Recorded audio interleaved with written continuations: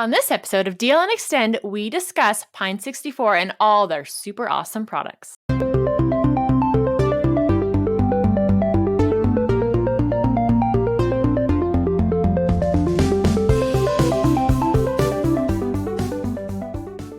This episode of DLN Xtend is brought to you by DigitalOcean and Bitwarden. Welcome to episode 70 of DLN Xtend. DLN Xtend is a community-powered podcast. We take conversations from around the network, places like the DLN Discourse Forums, Telegram group, Discord server, and more. We also snag topics from across the network and give you our takes. With me today are my two super awesome co-hosts. Yes, we have both of them back. Nate, the one who is jumping down the wormhole of audio, and Matt, who loves to deep dive into drama. How are you guys? That's so appropriate for Matt. Hey, now. I got nothing to retort. I don't know what to give on that one. Like you said, nothing. I have done my job. I have silenced Matt. This is a rare instance. Wendy, I'll just make sure to give you all the game recommendations then. You would anyway. Exactly, but now you're just going to get a flood of them.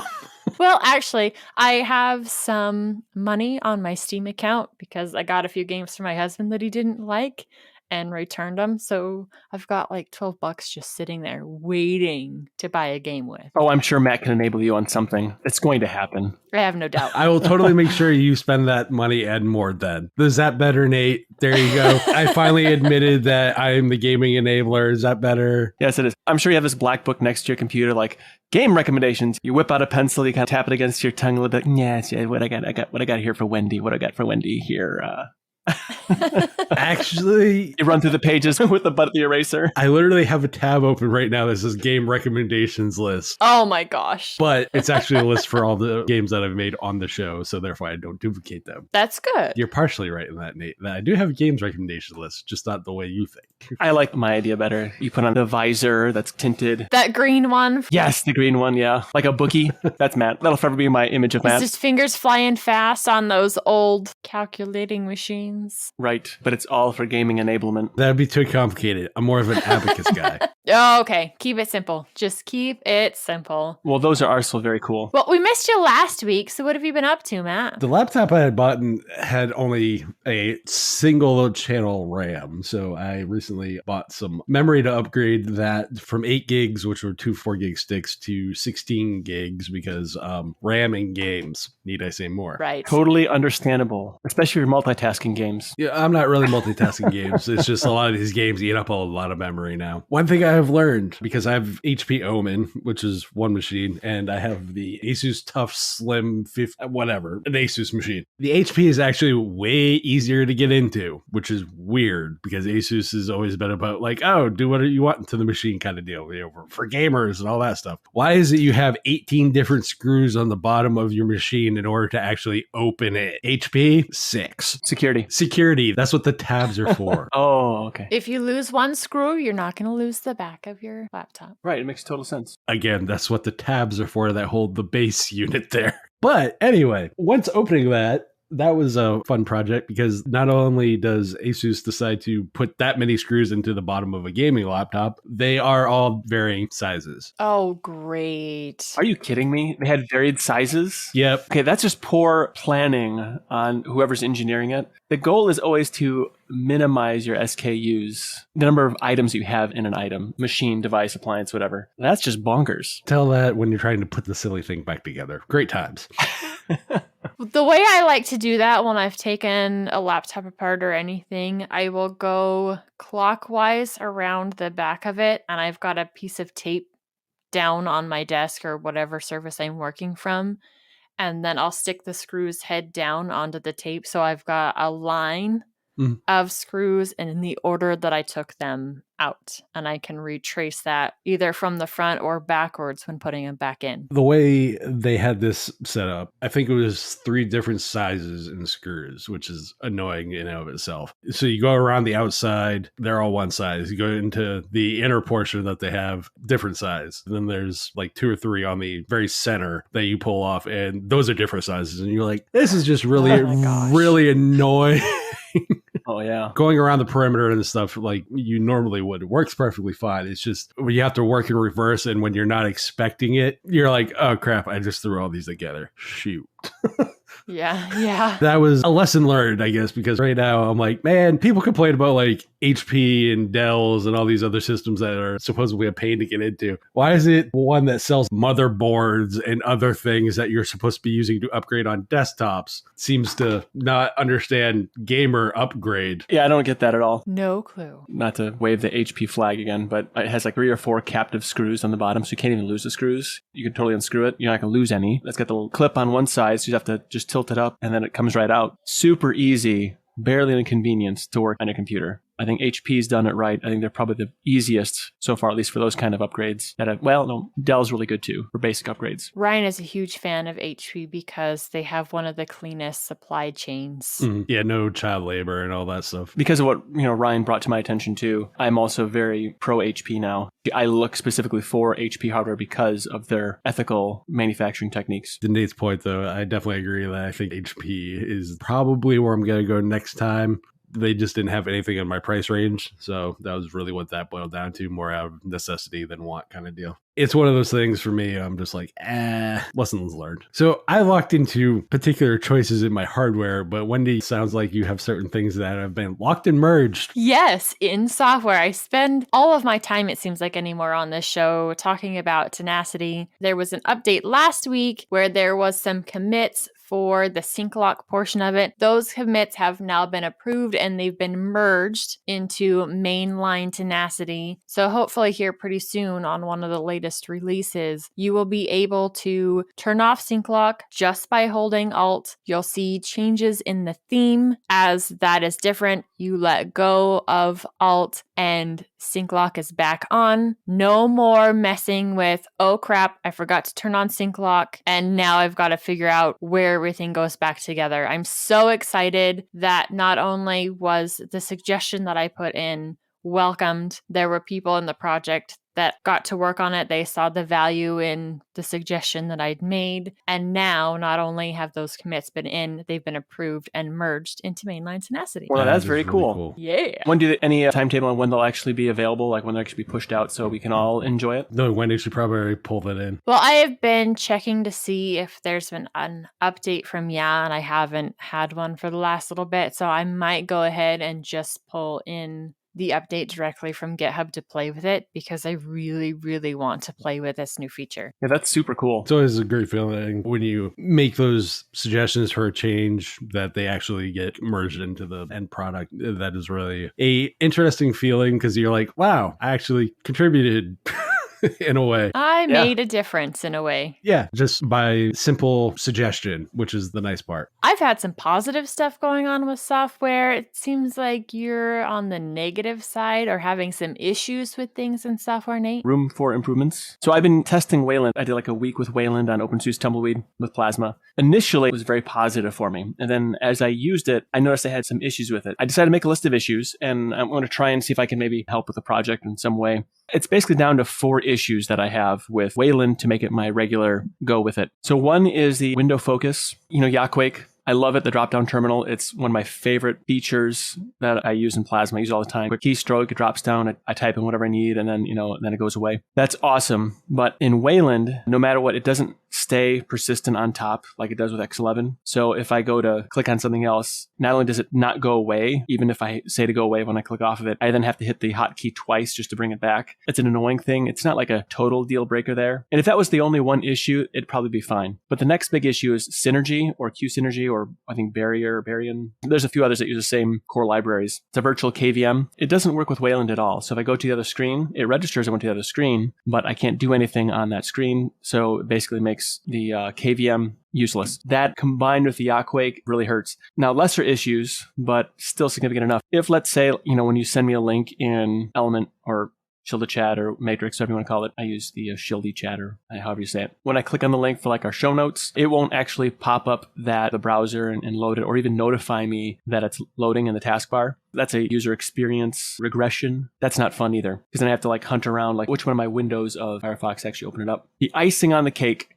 was the OBS Studio lacks specific features. So if I were to do live streaming or whatever, I can't crop the windows I bring in. I want to get rid of certain parts, kind of focus on a certain area, I can't do that. Pipewire does work in piping it in, which is very cool, but there's no features beyond that. So I can pipe something in. If I didn't have to crop it, it would be fine. But because cropping is something I do pretty regularly, it does become an issue. So those are essentially my issues with Wayland. It's really only 4 items, but they're kind of some big items. I don't know how long it's going to take for OBS Studio to be able to have those additional features. It's on the roadmap for Synergy to have that fixed so you can use Wayland with it, but there's no timetable on it. And as far as like the window focus and taskbar notifications, I'm sure that's going to probably come very soon in Plasma. That seems to be very quickly moving and getting better. Now, for some positives, I can't say it's all negative because it's super smooth. I can't really put my finger on it, but there's something like incredibly buttery smooth about Wayland. Like it just looks so good. So I logged in and out a few times just to make sure I wasn't going crazy. Maybe I am going crazy, but that's irrespective of my Wayland experience. Not that there was tearing, but there's just something smoother about it. It just has a better appearance. It does appear to be more responsive, especially with my poor desktop management discipline, you could say. I tend to leave a lot of things open because I can. I do notice that there's like less lag when you have lots of windows open. It does seem to be managing things better in that regard. It seemingly uses fewer resources, which just kind of ties into the previous. I was, you could say, like a 4-day vacation from normal life last week, and I was using Wayland the whole time, which is where I kind of discovered the Yaquake thing. The battery life of my laptop did seem to be a lot better, maybe by only like 10%, we could say 5-10%, when you're used to getting 6 hours and you get an extra 30 minutes or so. That can make a big difference if you're working on a project and you can't connect to power. Right. That is pretty huge. And that does corroborate with some of the other articles I've read about as less overhead as far as how it functions. So there are some pretty great positives there, as in what's coming or how Wayland is progressing. If I were on a machine where I didn't use Synergy, I didn't really care about the taskbar notifications, and I wasn't using Yaquake, which my kitchen machine, I don't need any of those things. I can run Wayland on that full time. It would never matter. I don't run OBS Studio on it because why would I? There are some use cases now where I absolutely would use Wayland over X11. Now, as far as like my EliteBook laptop, I'm not going to be using OBS Studio on that really anymore unless I'm setting up things. I don't have to be in Wayland really for the most part. The window focus with Yaquake does make it kind of painful to use because I do use Yaquake a lot. It's just one of those applications I just really enjoy using.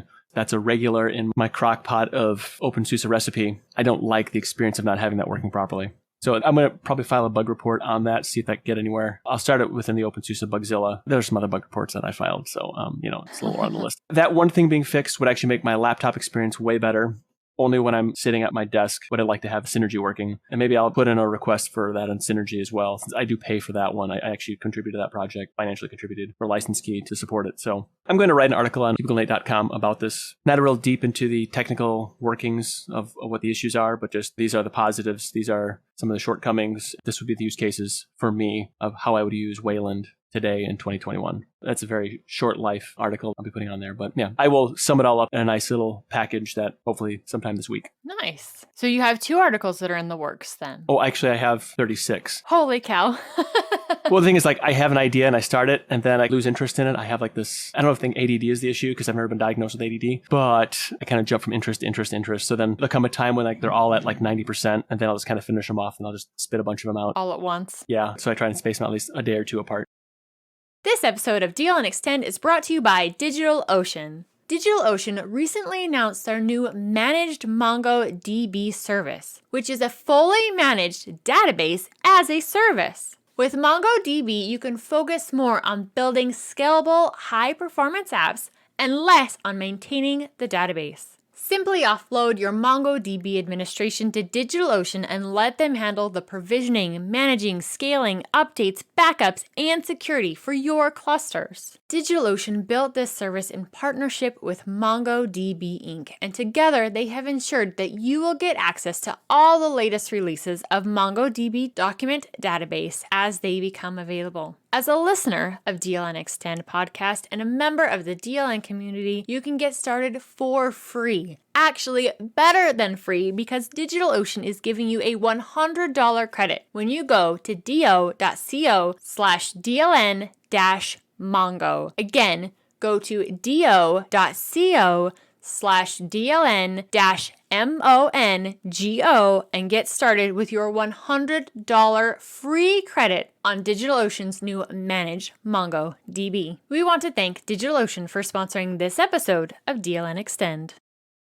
We've spent a whole lot of time talking about software this morning. Let's really dive into some neat hardware, and that's the stuff from Pine64. We've heard a lot about the Pine Tab, the Pine Phone, and now the emerging Pine Time, but they have a lot more stuff going on inside their line of hardware elements that they have available. And there's all kinds of different, even speaking of software that you can put on many of these devices. I know you've messed with the Pine Phone a ton, Matt, and you've mentioned what some of your favorites are. You want to give us those again? Sure. Big fan of Pine64. I think they're doing a lot of stuff right that a lot of companies are failing miserably at when it comes to the Linux sphere. They concentrate on the hardware. They enable the community to make the software. And some of my favorite software, hands down for the Pine Phone, has been UbiPorts or Ubuntu Touch, whatever you want to call it. In general, Plasma Mobile, doesn't matter what stack it's on, the Manjaro. There's too many different implementations of it to name. I know Nate's a big OpenSUSE fan for it. Sailfish OS is another one if you want something that looks more Android-esque in how it's presented and as an Android compatibility layer to it. Nemo is probably my favorite one. Nemo is, I believe, the open source implementation of Sailfish, if I remember correctly. There's LunaOS, which is the WebOS implementation for the Pine Phone. Big WebOS fanboy. I just don't know what to tell you. There are Android spins. I don't know how well they work. I know, Wendy, you've tried a few. Those are some of my favorites. The thing I love about Pine64 as a whole is they just enable the community. They're like, here's the hardware. Hack on it, do whatever you want with it. We don't care. They try to be a resource. These are developer devices. Let's be real. These are targeted hardware for people to develop on. Affordable targeted hardware to develop on. Honestly, out of all the people who are making like Linux ARM devices, Pine64 is the one doing it the best and doing it the best way for the community. You have other companies who, not really. I don't have much experience with Pine Time or the Pine Tab just because never available.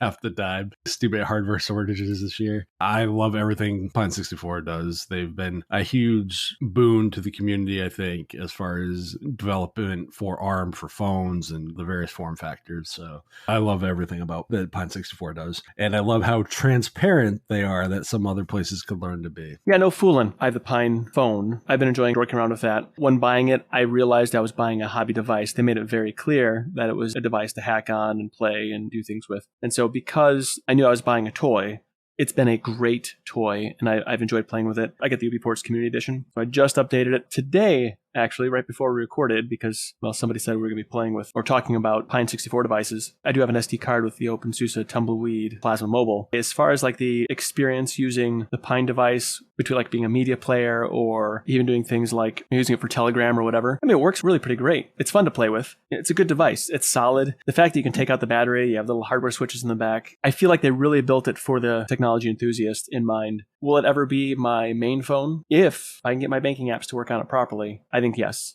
Actually, I don't need a lot of performance on the phone. I don't need very much from my phone. If I want to play games, I can use an Android phone. That's not a big deal. But if I want like an actual work device, I don't see why I can't do it. I mean, I think we've talked about this before, but this is really novel. I can actually make phone calls with it and text people, and it works. It works like a phone? It does. You can use it like a phone. Yes, you can use it like a phone. Maybe not so much like a gaming device, but absolutely like a phone. I've never been one big for mobile gaming. Like, I really don't ever play games on my phone at all. I don't even think that there are games installed on my Android device, period. There's email, and there's several different kinds of messaging apps. There's workout tracking stuff.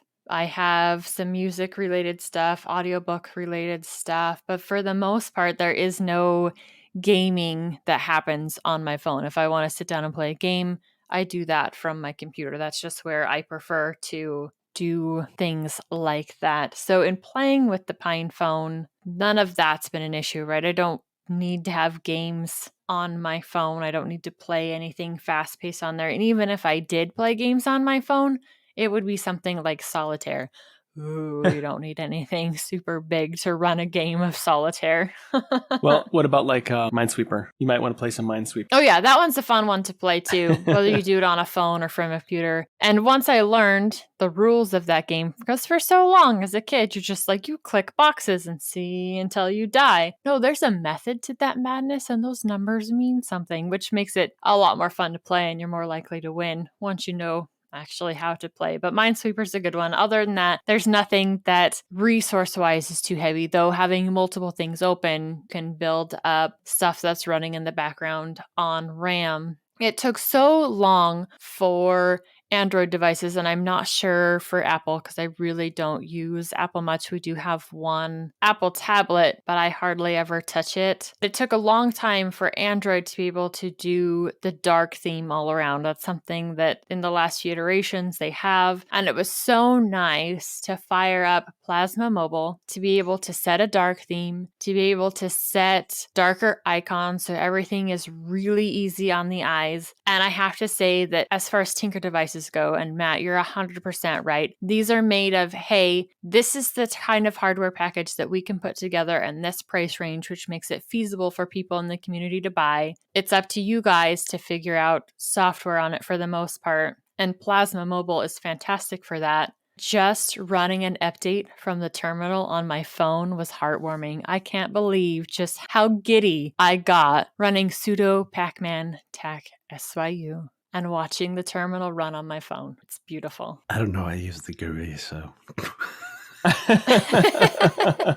Well, that's fine. You can use the GUI, but I can update my computer the same way I update the phone. And it's just really neat to be able to use That is fun. Those same processes, those same commands to work between the two of them. Updating and changing software on PinePhone, I really like the way they've done that, though I haven't got to play with the Pine tab quite as much. I don't seem to have a USB data cable that'll work with it in order to transfer files back and forth. I can get jump drive to boot from Pine tab, but I can't get any other ROMs to boot from the Pine tab. And because I don't have a USB cable that it'll read or that will communicate from the computer to the Pine tab, though I can get jump drive to boot, I can't get any new ROMs installed of it. It does have, I think, an UBI ports on it right now, but it's an older version of it. The Pine phone has been amazing to update. I need to get another cable so I can play with the Pine tab in its fullest. The Pine time showed up and I was so excited. There is a video coming on that one. I did an unboxing, and then my watch came with version 1.2 on it, and I was messing with some different applications. I was having a hard time with the phone at the time because I needed to pair it to the phone. One of the ROMs that I had on there wouldn't stay connected to the internet, so I needed to switch. I was using some more of the nightlies for Manjaro Plasma, and I was having issues with them actually being able to log in and do the finished setup. I spent a lot of time jumping back and forth trying to get one to work. Well, I got a solid version of Manjaro back on the phone, and in that time, things went crazy and I haven't been able to connect the two, but I was using the computer, messing with some of the applications on there, because that's one of the wonderful things about having devices that are also running Linux while you run Linux is I can install an application on my computer and it can find my watch and do an update. Amazefish is the first one that I installed, and I was having a really hard time just being able to use that one. But part of that was I'm using a Qt system themed dark, and I'm pretty sure that that's a GTK application because it was not playing well with theming before you can even get to the updates or anything like that. It wanted you to set up a user profile, which would help with your watch. It's some of those basic settings for exercise and that kind of thing. And you needed to enter your birthday. With this and the dark theme that I had set, it had the text on the top of the calendar in white, and then the calendar was also white. So trying to see, looking at the right direction to try and see what that date was. And then it started you at like 1900. It wasn't born in 1900. You can't click on the date and actually put in a different year to help you jump to that year. You have to click all the way through until you get to your proper birth year and month. And I gave up on that one because I just couldn't see what I was trying to do. I ended up installing, I believe it's called Siglo, Siglo. And that one worked so well. It did the update so quickly, I didn't even get it recorded. It was just so smooth in first its ability to find my watch, and then you being able to choose the update that you're sending to the watch. So it told me, this is my watch. This is the version of Infinity Time. I'm not exactly sure how to say the name of the stock ROM that comes on the watch. So it's telling me what versions it has. It has a list of versions inside Siglo that you can even downgrade if you wanted to. If you wanted to go all the way back to the first versions of it, it's there for you. Go for it. I actually wanted to upgrade, not downgrade. And it just works so smoothly and so quickly in the communication between the two that I'm like, oh crap, I'm updating. I didn't record that. So that is an awesome application to use. If you have a Pine Time, I highly recommend checking that one out for updates. And the best part about that is that same system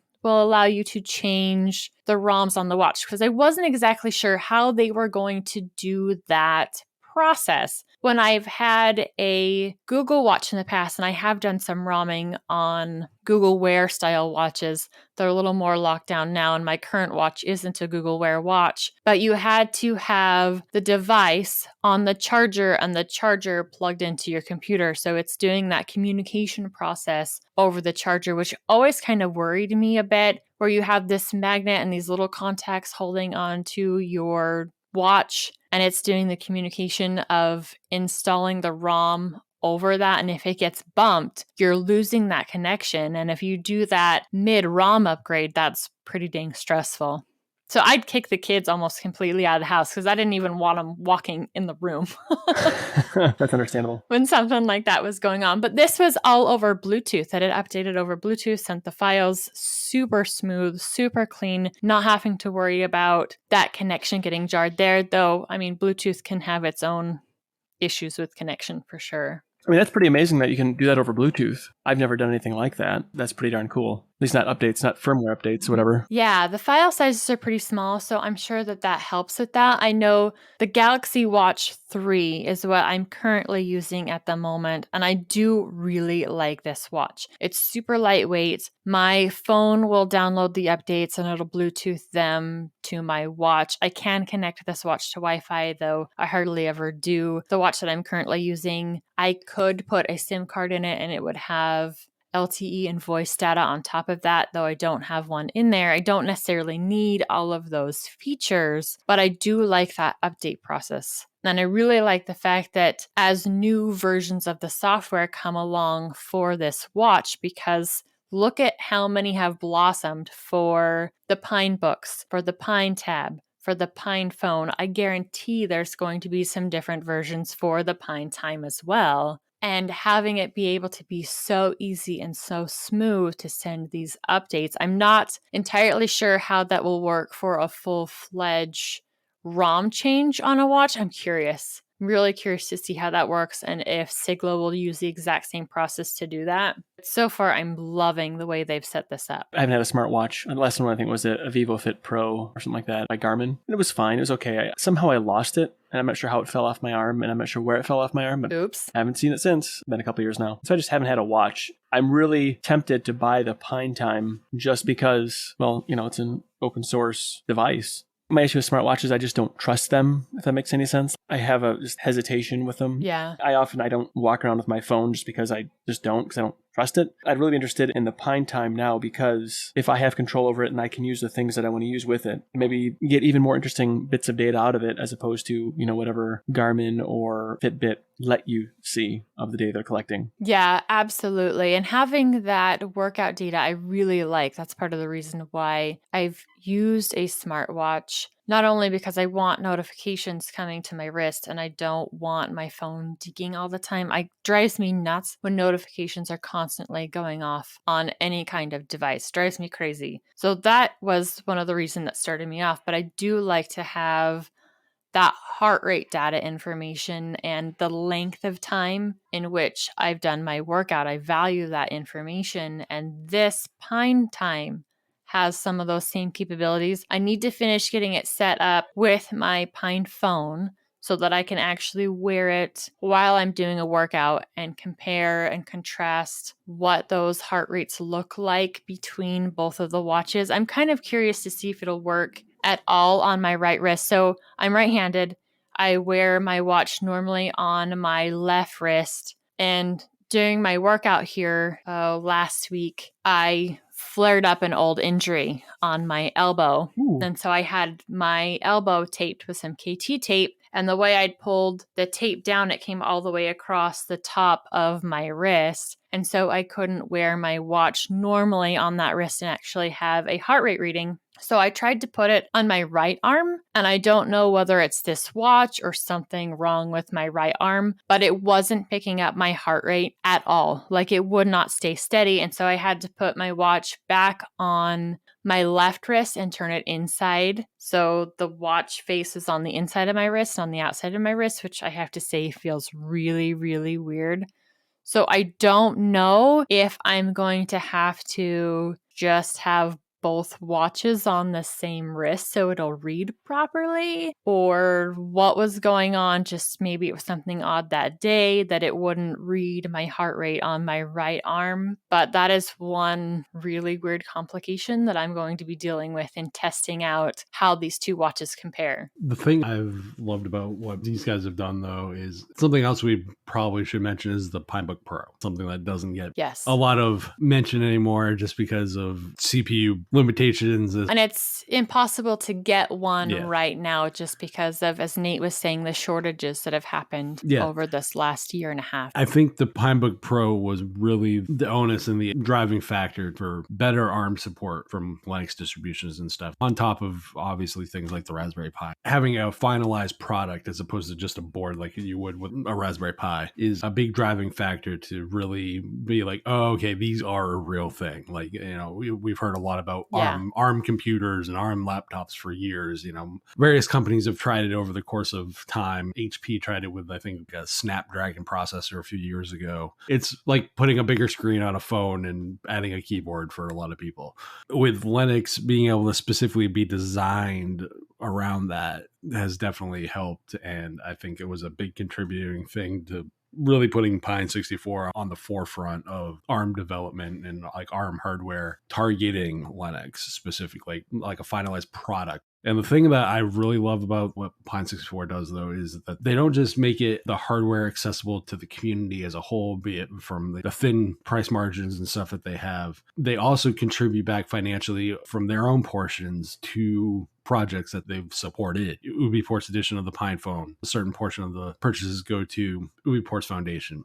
The Plasma versions and like all that stuff helps the community grow because that brings in money, which these projects can then use to pay developers, which is a great thing. And that's something I don't think it's enough credit for. These guys don't just talk about, oh, here's some hardware and community and that kind of stuff. They're an integral part to being everything you want from a company to have a open and transparent ecosystem around, and developer relationships and even customer relationships. I mean, like the three of us, we're not developers. These products are early adopter products at best. When the early adopters can see in line with a company, the developers can also see is very key, because that means your messaging is concise, it's to the point, and it's to the core of what you want out of your audience. And that is something that a lot of companies, especially as it relates to specifically in the Linux sphere, could do a lot better. And that's why people are like, oh, all we ever hear is about positive things about Pine64. Well, they don't do a whole lot wrong. That's the thing. Exactly. Right. They're transparent. They support the communities directly, make affordable hardware. That is literally everything. Anytime I've been in a Linux community, we want affordable phones, we want affordable laptops, we want affordable this, affordable that. They're targeting that. They're upfront with their messaging about being what the devices are. Install what you want, but you also expect the experience of that.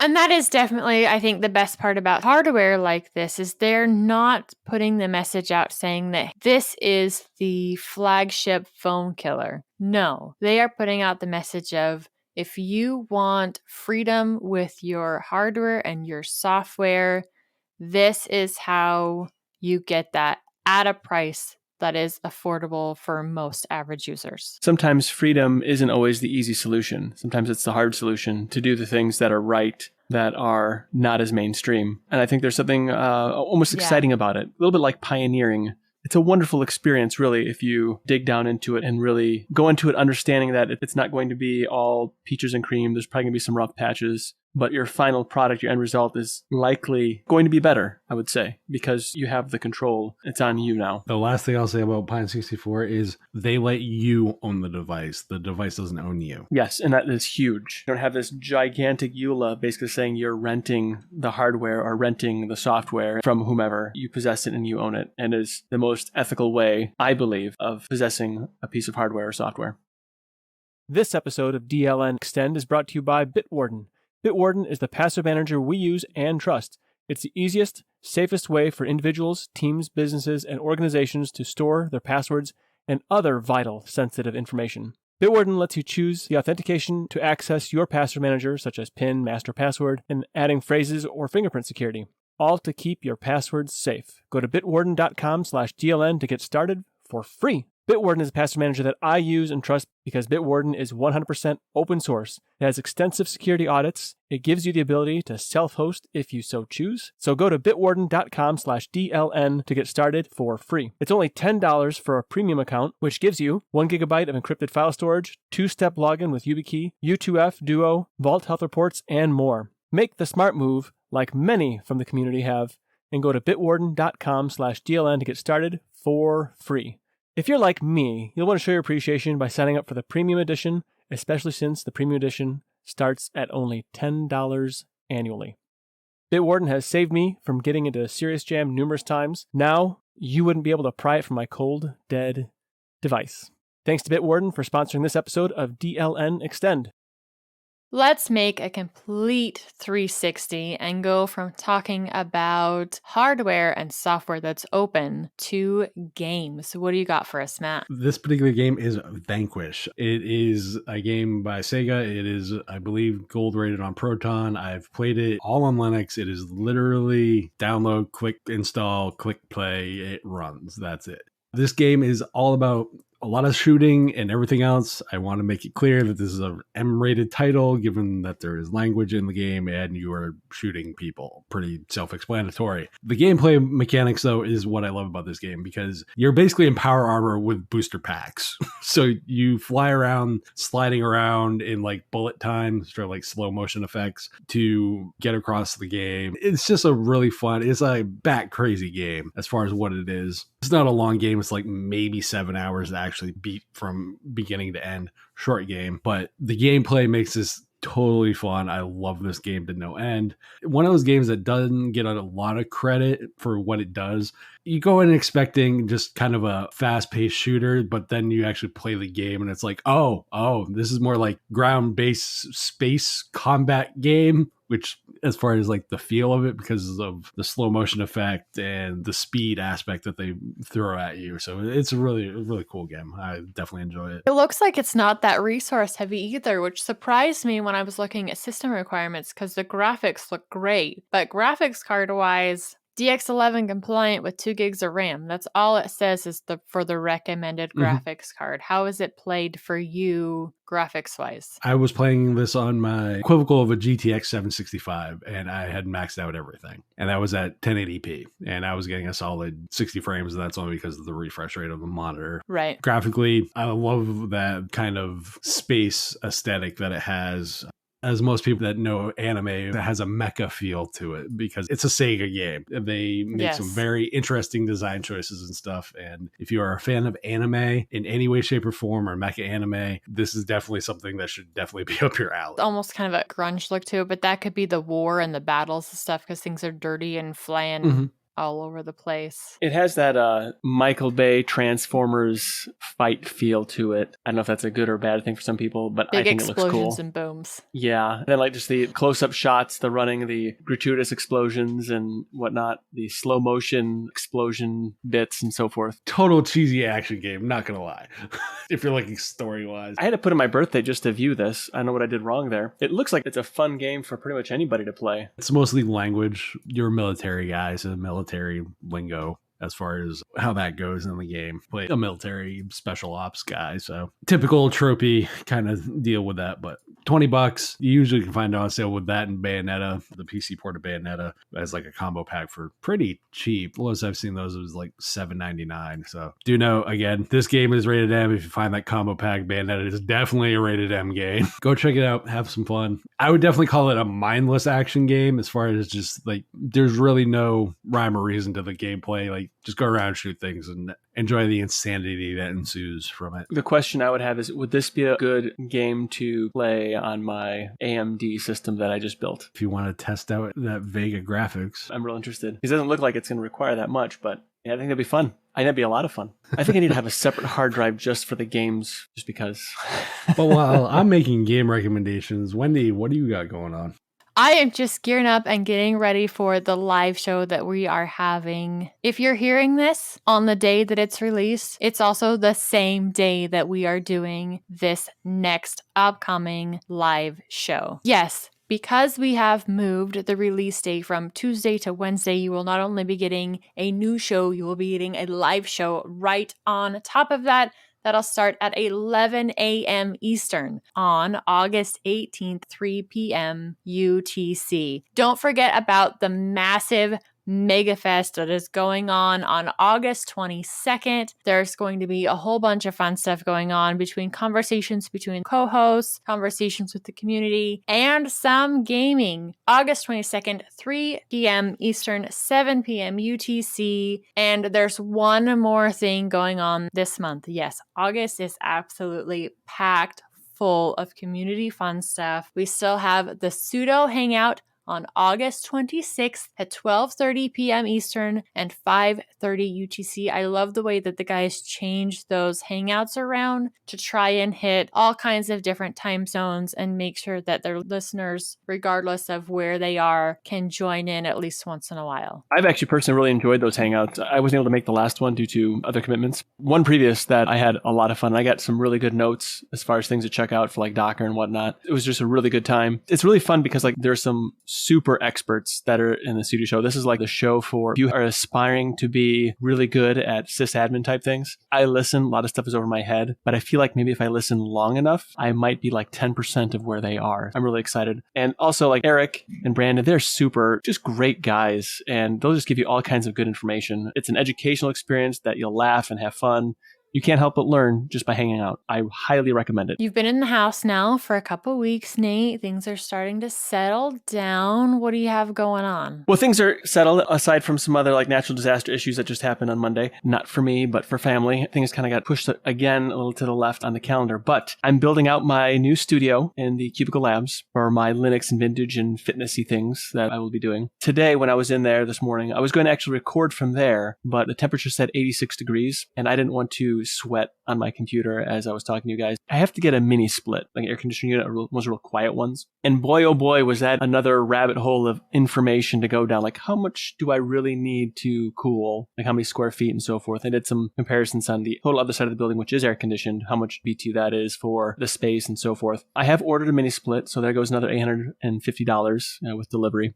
It is a DIY install. So I'm excited, and I may even video the process of doing it just for fun because, yes, a nerd can actually do other things besides poorly build their own computer. It's a heat pump in there too, although I do have gas heat in it, which is not very helpful this time of year. In the wintertime, I can probably switch between gas and also the heat pump that's on there as well. The gas will be cheaper, natural gas. I'm going to hopefully get that next Friday. I should be able to have it. It's supposed to show up by next Friday at the latest. So hopefully Home Depot will deliver it sooner, and then I can install it and then not sweat while I'm putting together my studio. But the last couple of days have been on the warmer side and real high humidity because of weather patterns and so forth. I got my desk set up that was in my super cubicle, but because I have more space there, everything's not crammed together, I was able to space one of the stand-up desks with my corner vintage desk 17 and a half inches apart. That's an important number because it's just wide enough for me to use another one of my refrigerator shelves that I use for it. So I now have a larger platform for one of my other computers that I use regularly, which also made more space so I can have third monitor, which I specifically got an ultra wide for that computer so I wouldn't have a third monitor, but now that there's space,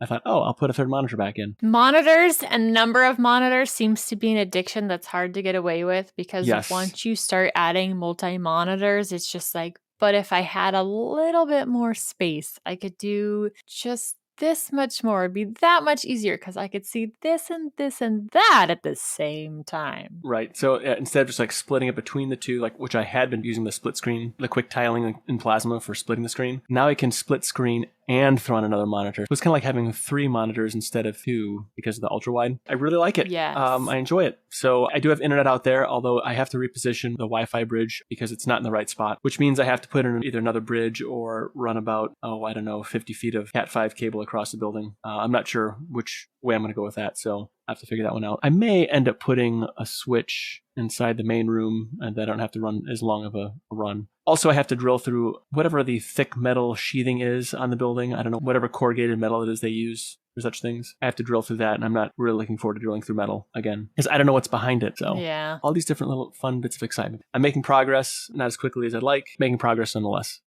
We'd like to continue the discussion with you on Telegram and Discourse, Mumble, or Discord. Visit the DLN website for information on how to connect to the social channels, all of our shows, and creators at destinationlinux.network. For more info on me, you can go to cubiclenate.com. Links to my regular written blatherings podcast and YouTube channel can be found there. And you can find all my random ramblings on Twitter at MattDLN. You can find me on Mastodon at Wendy, DLN at mastodon.online. Be sure to check out the DLN merch store. Grab yourself some awesome DLN Xtend swag along with stuff from across the network. As always, we thank you for joining us. We'll be back next week with another awesome episode of DLN Xtend. Until then, have a great week, everyone.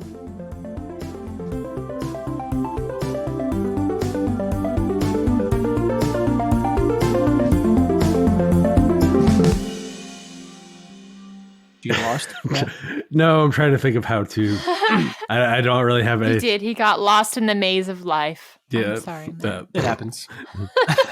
He got lost in the maze of all over the place. Yeah, brain Truth. function. Wow, ain't that the truth? It happens. But speaking of, I don't even know how to sync lock or change it. I don't even know how to. Yeah, I have no idea how to. Thanks for trying to make interesting segues, Wendy. Did I die? No, we hear Okay, you. that was all I had. Sweet. I just had to find my show notes again. I really love this new computer. Like, I'm just like caressing it. It's really kind of awful how much I like it. Matt, thank you. See, he's not going to admit that on air, though. But we're still recording. True. You can put that in the. Something else. God, I love captured. it so much. I don't think you understand how much I love it.